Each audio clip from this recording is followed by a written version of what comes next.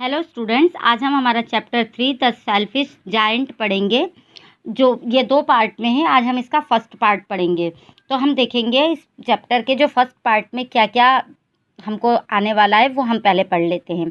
The giants garden was beautiful and children love to play in it. जो giant है, giant का मतलब होता है दानव, राक्षस। जो राक्षस है उसका जो गार्डन है वो बहुत ही सुंदर है और बच्चे उसके अंदर खेलना पसंद करते हैं। The giant who was selfish built a high wall around the lovely garden. जो जायंट है, जो दानव है, वो बहुत सेल्फिश है, बहुत स्वार्थी है, इसलिए उसने अपने जो गार्डन है उसके आसपास एक ऊंची दीवार बना ली। Children did not enter the garden thereafter nor did spring and summer till the giant experienced a change of heart। जब चिल्ड्रन, जो बच्चे हैं, उसके गार्डन के अंदर एंटर नहीं हुए तो कोई सा भी season, spring season, summer season, कोई भी सीज़न उसके गार्डन में एंटर नहीं हुआ जब तक कि उसका हार्ट चेंज नहीं हुआ। ये हम इसमें पढ़ने वाले हैं। तो अब हम लेसन स्टार्ट करते हैं। Every afternoon as they were coming from school the children used to go and play in the giants garden. हर दोपहर के समय जब बच्चे स्कूल से आते थे तो वो उसके गार्डन में खेलने जाते थे। It was a large lovely garden with soft green grass. Here and there over the grass stood beautiful flowers like stars and there were 12 peach trees that in the springtime broke out into delicate blossoms of pink and pearl, and in the autumn bore rich fruit. The birds sat on the trees and sang so sweetly that the children used to stop their games in order to listen to them. How happy we are here, they cried to each other। जो उसका giant का garden था वो बहुत बड़ा और बहुत सुंदर गार्डन था। उसमें बिल्कुल सॉफ्ट ग्रास थी चारों तरफ, और बहुत सुंदर फूल उस ग्रास के अंदर उग रहे थे, लगे हुए थे, जो कि बिल्कुल ऐसे लग रहे थे जैसे स्टार्स हों। और वहाँ पर 12 पीच ट्रीज थे जो कि स्प्रिंग टाइम में उस पर बहुत अच्छे पिंक और कलर के जो हैं वो फूल खिलते थे, और ऑटम में बहुत फ्रूट्स उसमें लगते थे। The birds set on the trees and saying so sweetly. जो बर्ड्स हैं वो पेड़ों पर बैठकर बहुत अच्छे, बहुत ही स्वीट, बहुत ही मीठा गाना गाती थी। That the children used to stop their games in order to listen to them. और बच्चे वो इतना मीठा, इतना अच्छा गाना गाती थी कि बच्चे अपना खेल छोड़कर, अपना खेल रोक कर वो गाना सुनते थे। How happy we are here. हम यहाँ कितने खुश हैं। They cried to each other. वो एक दूसरे से चिल्लाकर बोलते कि हम यहाँ पर कितने खुश हैं। One day the giant came back.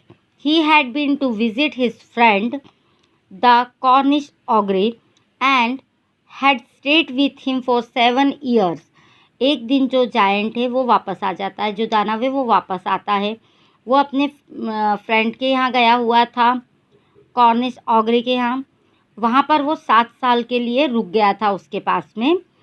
When he arrived, he saw the children playing in the garden। जब वो वापस आया तो उसने देखा कि उसके गार्डन में बच्चे खेल रहे हैं। What are you doing here? तुम यहाँ क्या कर रहे हो? He cried in a very gruff voice and the children ran away।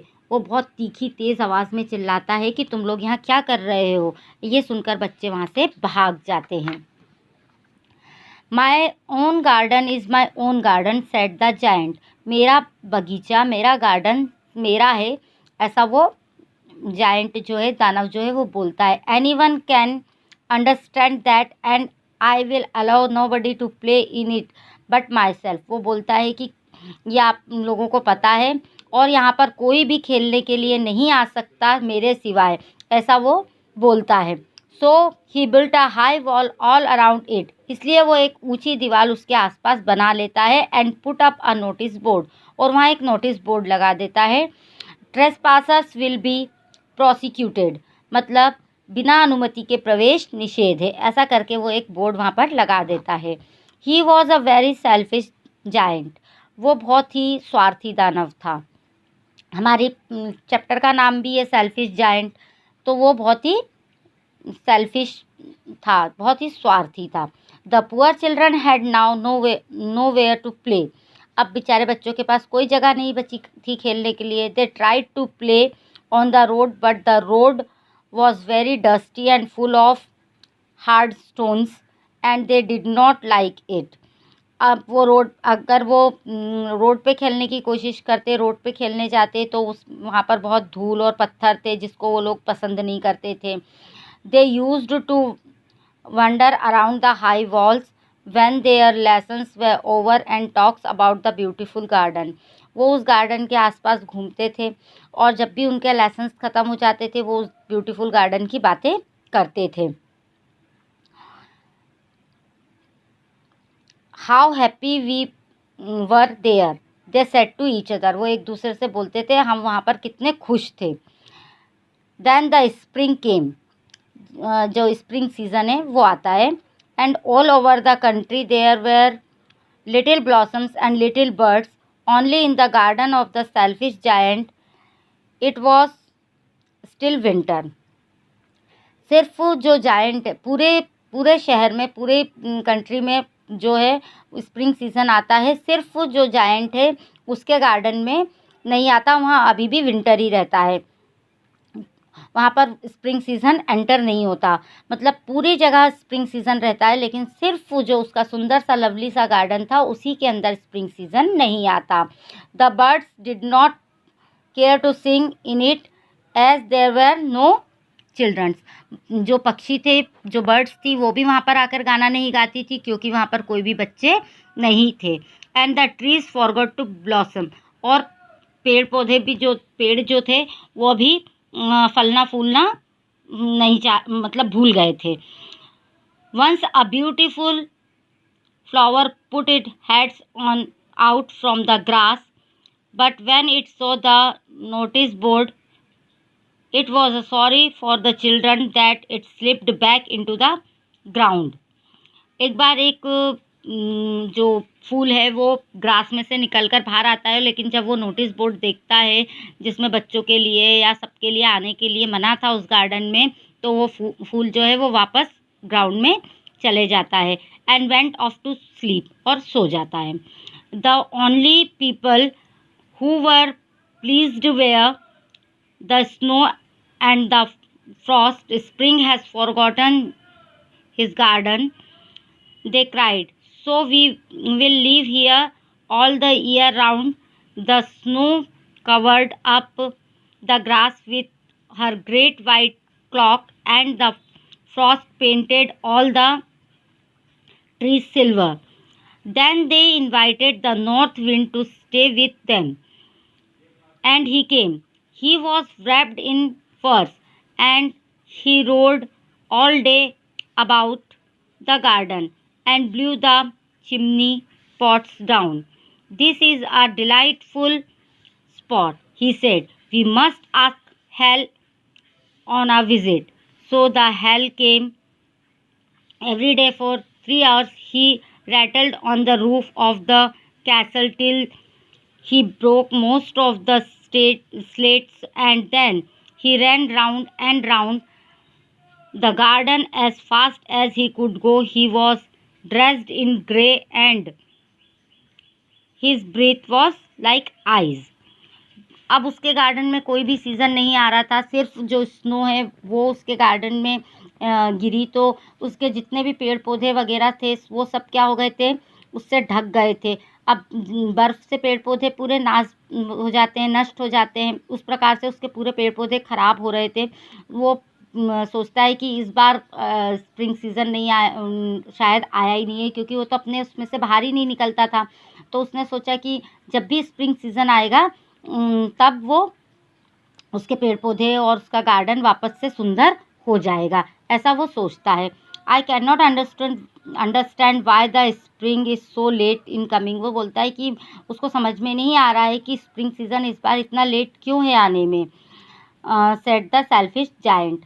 वो जो दानव है वो ऐसा बोलता है। As he sat at the window and looked out at his cold white garden, I hope there will be a change in the weather. वो अपनी खिड़की के पास में बैठता है और बाहर जो पूरा उसका गार्डन है जो पूरा वाइट वाइट हो गया था स्नो के कारण, उसको देखता है और फिर बोलता है कि जल्दी ही वेदर में जल्दी ही कुछ चेंज होगा, ऐसा वो सोचता है। But the spring never came nor the summer, the autumn gave golden fruits to every garden, but the giant's garden she gave none. He is too selfish, she said. So it was always winter there, and the north wind and the hail and the frost and the snow danced about through the trees. जो spring है वो नहीं आया, जो summer है वो भी नहीं आया, ऑटम ने पूरे शहर को जो है फ्रूट्स दिए, पर उसके गार्डन में एक भी फ्रूट नहीं लगा, क्योंकि वो बहुत ही सेल्फिश था। और वहाँ पर उन्होंने कहा कि वहाँ पर सिर्फ विंटर ही रहेगा, नॉर्थ की विंड और स्नो वगैरह यही डांस करेंगे उसके पेड़ों के ऊपर, बाकी और कुछ भी सीज़न वहाँ पर नहीं आएगा, जिससे कि सारा माहौल बहुत अच्छा हो जाता है। हम देखते हैं हर सीज़न का अपना एक अलग महत्व होता है, अलग अलग सीज़न्स आते हैं तो हम अलग अलग चीज़ इंजॉय करते हैं, लेकिन उस गार्डन के अंदर कोई भी सीज़न ने एंटर नहीं किया। क्यों? क्योंकि वो बहुत ही सेल्फिश था। One morning the giant was lying awake in bed when he heard some lovely music. एक दिन जायंट जो है अपने बेड मतलब अपने बेड पे लेटा हुआ था, तब उसको एक बहुत ही अच्छे बिल्कुल लवली म्यूज़िक की आवाज़ सुनाई देती है। It sounded so sweet to his ears that he thought it must be the king's musicians passing by. वो बहुत ही स्वीट म्यूज़िक था उसके कानों में जो सुनाई दे रहा था, तो उसको लगा कि जो राजा है, जो किंग है, उसके म्यूजिशियंस वहाँ से जा रहे होंगे। It was really only little linnet singing outside his window. जो लेनेट एक पक्षी होता है, वो उसकी खिड़की के बिल्कुल बाहर में गाना गा रहा होता है, बिल्कुल छोटा सा पक्षी होता है वो गाना गा रहा था। But it was so long since he had heard a bird singing in his garden that it seems to him to be the most beautiful music in the world. लेकिन बहुत ही समय से उसने किसी पक्षी की आवाज़ अपने गार्डन में नहीं सुनी थी, इसलिए उसको ये म्यूज़िक जो है वो बहुत ही सुंदर लग रहा था, दुनिया का सबसे अच्छा म्यूज़िक लग रहा था। Then the hail stopped dancing over his head. और जो बर्फ़ के ओले जो गिर रहे थे वो उसके सर के ऊपर गिरना बंद हो जाते हैं। And the north wind ceased roaring. और जो नॉर्थ विंड थी उसकी आवाज़ भी चली जाती है। And a delicious perfume came to him through the open casement. I believe the spring has come at last, said the giant, and he jumped out of the bed and looked out. जो उसको एक अच्छे perfume की खुशबू उसकी खिड़की में से अंदर आती है, उसके घर में से, उसके कैसमेंट में से, और फिर वो मतलब उसको ऐसा विश्वास हो जाता है कि स्प्रिंग जो है आखिर करके उसके गार्डन में आ गया है, मतलब स्प्रिंग सीज़न जो है वो आ गया है, ऐसा वो बिलीव करता है। और वो एकदम से कूद कर अपने बेड पे से बाहर देखता है। इतना हमने इस फर्स्ट पार्ट में पढ़ा। क्या पढ़ा हमने इस फर्स्ट पार्ट में? कि एक जायंट रहता है जो कि बहुत ही सेल्फिश रहता है, बहुत ही स्वार्थी रहता है, उसका गार्डन बहुत सुंदर रहता है, लेकिन वो अपने गार्डन में किसी को भी आने नहीं देता था। बच्चों को वहाँ खेलना बहुत पसंद था, लोगों को भी वहाँ जाना बहुत पसंद था, क्योंकि वो सिटी का सबसे सुंदर गार्डन था वो। लेकिन जब जो सेल्फिश जायंट रहता है, जो दानव रहता है, स्वार्थी दानव, वो वहाँ पर एक नोटिस बोर्ड लगा देता है कि किसी को भी बिना अनुमति के प्रवेश नहीं मिलेगा। तो वो अनुमति तो किसी को देता ही नहीं था, इसलिए बच्चे जब उस गार्डन में नहीं आते थे तो उनके साथ साथ सारे सीजन्स ने भी वहाँ आना बंद कर दिया। सिर्फ ओले गिरते रहते थे, बर्फ़ गिरती रहती थी, स्नोफॉल होता रहता था, जिसकी वजह से उसके सारे पेड़ पौधे जो है पूरे नष्ट हो गए थे, पूरे ढक गए थे, और जो उसकी गार्डन की सुंदरता थी वो पूरी ख़राब हो गई थी। और जो सीजन्स थे वो सारे शहर में आते थे, सिर्फ उसके गार्डन में ही वो सीज़न का इफ़ेक्ट नहीं होता था। तो वो सोचता था कि वो सीज़न शायद अभी आया ही नहीं है। वहाँ बिल्कुल टोटली विंटर ही सीज़न रहता था। नॉर्थ विंड की आवाज़ें आती रहती थी, नॉर्थ विंड चलता रहता था, लेकिन वहाँ पर एक भी सीज़न नहीं एंटर करता था। एक दिन मतलब ऐसा करते करते उसको बहुत समय हो गया था, वो थोड़ा बूढ़ा हो गया था। फिर एक दिन वो अपने बेड के ऊपर लेटा रहता है, तो उसको दिखता है कि उसको है ना अच्छा म्यूज़िक सुनाई देता है। तो वो उसको लगता है कि शायद जो किंग्स के म्यूजिशियंस हैं वो लोग वहाँ से जा रहे होंगे। तभी लिनेट पक्षी की उसकी खिड़की के पास से उसको आवाज़ सुनाई देती है। उसको बहुत समय हो गया था किसी भी पक्षी की आवाज़ सुने हुए, क्योंकि बर्ड्स भी नहीं आ रहे थे उसके गार्डन में। तो उसको वो वर्ल्ड की सबसे बेस्ट आवाज़ लगती है। और उसके बाद में जब वो देखता है कि हेल्थ जो है वो स्टॉप हो जाती है, गिरना बंद हो जाती है, स्नो नहीं फॉल हो रही है, नॉर्थ विंड की आवाज़ बंद हो जाती है, एक परफ्यूम जैसी खुशबू उसको आ रही होती है उसके कैसमेंट में से, तो उसको ऐसा लगता है कि शायद स्प्रिंग आखिर करके आ ही गया है, स्प्रिंग सीज़न। ऐसा करके वो एकदम से कूद कर खिड़की से बाहर देखता है। ये हमारा फर्स्ट पार्ट था। आई थिंक स्टूडेंट्स आपको समझ में आ गया होगा। Thank you.